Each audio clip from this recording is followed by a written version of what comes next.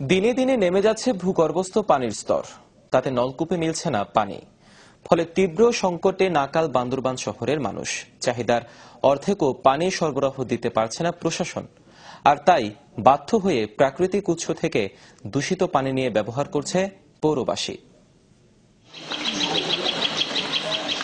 পানির স্তর নিচে নেমে যাওয়ায় বান্দরবান শহরের রিংওয়েল ও টিউবওয়েলগুলোর বেশিরভাগই অকেজো। পৌর এলাকায় পানি সরবরাহের যে ব্যবস্থা, সেটার মাধ্যমেও পূরণ হচ্ছে না চাহিদা। তাই এই শুকনো মৌসুমে ঝিরি ঝর্ণার দূষিত পানি ব্যবহার করতে বাধ্য হচ্ছেন অনেকে।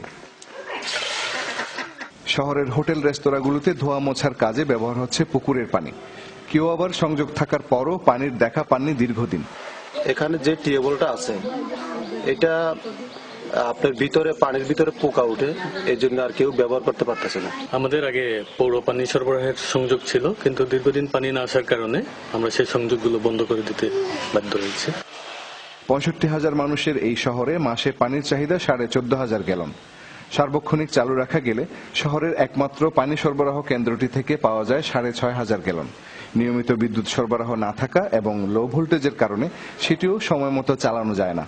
তবে শীঘ্রই এই ব্যবস্থায় পরিবর্তন আসবে বলে আশ্বস্ত করলেন পানি সরবরাহের দায়িত্বে নিয়োজিত এই কর্মকর্তা।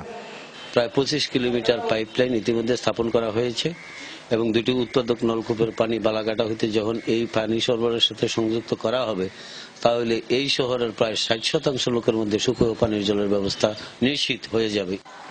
কেবল আশ্বাস নয়, দীর্ঘদিনের এই পানি সংকটের দ্রুত অবসান চান বান্দরবান পৌরবাসী। ফরিদুল আলম সুমন, চ্যানেল 24,